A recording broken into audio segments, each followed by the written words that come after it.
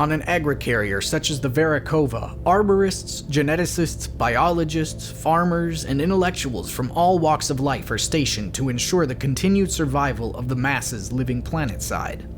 The Verikova is a modern marvel of engineering. It produces enough food to feed up to 15 planets in a good sun cycle. It is the largest vessel of its kind. Positioned between Venus and Earth in a circular orbit around the sun, it filters the sun's light to help grow the trillions of crops that it produces. Lately, there's been talk of a small nomadic star entering the solar system, which they fear may affect the station's arrays.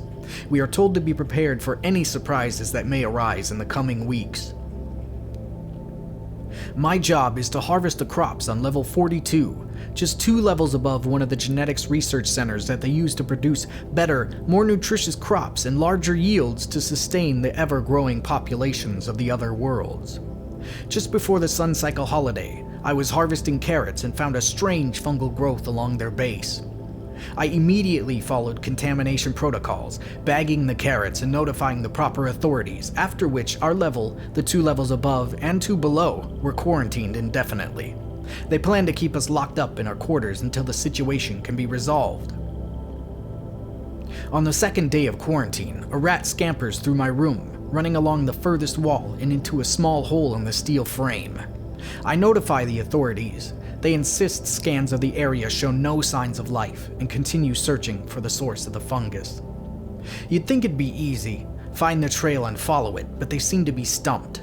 Their search has been inconclusive. They're unable to find the source, and 2 of the investigators have since gone missing. I know them, Reginald and Kiana.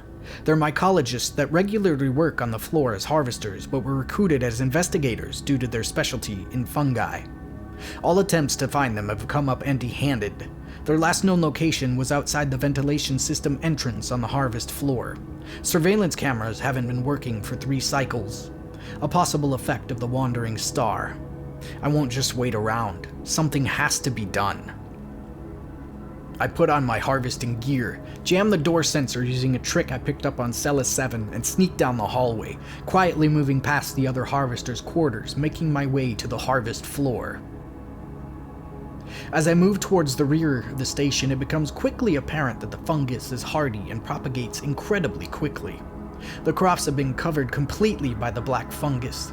They've sprayed it with a mixture of chemicals in hopes to slow down or stop the spread, but by the looks of it, their efforts have been in vain. I enter the ventilation system, a network of massive airways designed to transport conditioned air, absorb carbon monoxide, and break it back down into oxygen. After roughly 6 hours of wandering the airways with no luck, I head back to my quarters, narrowly avoiding a quarantine officer performing a routine check on my way back. When I get back to my room, I remove the jamb from my door and slip into bed. Sleep comes quickly to my tired body. The next cycle, Captain Bellevue was found dead in the airways with multiple stab wounds to the stomach and a strange cut that runs from the corner of her mouth out towards the jaw, curving back towards the chin. A ritualistic kill, reminiscent of the dark cults from the times before the proliferation. I sneak out in my gear again, exploring further into the ventilation system. Hours go by in the winding airways before I stumble upon walls covered in fungal growths. They become more prominent as I progress, completely out of control. As I approach the center of the ventilation system, my eyes are assailed by a large, sickly mass made up of the corpses of rats in all stages of decomposition. A dark fungus consumes the entirety of the airway, with small white mushrooms dotting its surface. It is shifting ever so slightly, a rhythmic pattern akin to breathing.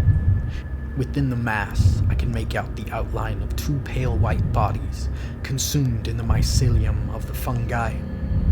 The missing mycologists. I approach the bodies of Reginald and Kiana, pull the knife from my belt.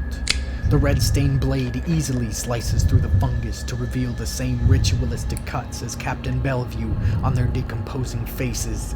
Their noses have already decayed, leaving a hole where they once were. Their teeth are jagged and rotten. Small black tendrils reach out from their wounds, grasping at the air for any morsel that may stray too closely. A hint of sorrow tugs at me. My skin crawls. I keep my distance. I put my knife away and turn my attention to the mass. The frequency of the pulsing increases. Tiny glowing spores dance into the air, knocked loose from the white mushrooms by the strain of the pulse. I back up. My foot is caught on a hand of one of the mycologists as I turn to run. I slam hard to the ground. The visor on my helmet shatters against the metal floor. Immediately, the stench cuts my nostrils as the room's air pours into my lungs. A single glowing spore floats and skips through the air, right into my now open helmet. I begin blowing and frantically grasping for the spore, closing and opening my hand in a desperate attempt to remove it. My face quickly turns red, and my lungs start to ache as the spore dances through my fingers again and again. I try to get up and run, but my foot won't budge. The spore lands gently on my iris. Suddenly, there's a shooting pain that travels from my eye to the back of my head. My vision blurs. A headache begins to hammer away. I start to feel faint. I breathe in heavily. The pain is intense, leaving me momentarily stunned. My head is flooded with visions. I see the wandering star in my mind's eye. At its center lies a moon-sized cluster of mycelium. It reverberates with understanding, with a will, a purpose. Anger wells up in my chest. My fists clench. I've done everything you've asked of me! The harvest, the mycologists, the captain! You can't do this to me! The words burn into my skull.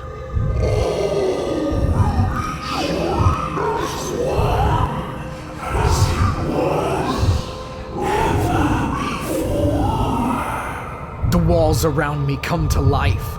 The black fungus shifts like a wave advancing across the walls. I can still be useful. I can still serve you.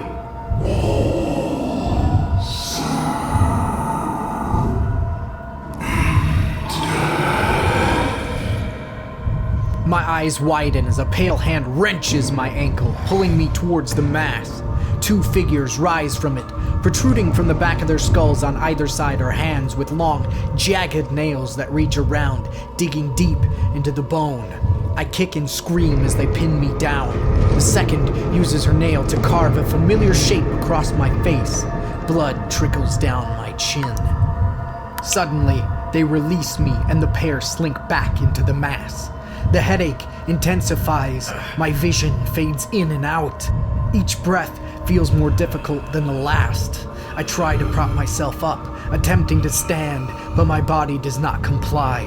I stumble to the floor. I begin to cough. A black ooze-like substance spews from my mouth. I try to scream, but my lungs are full. My skull begins to crack. An incomprehensible pain fills my head.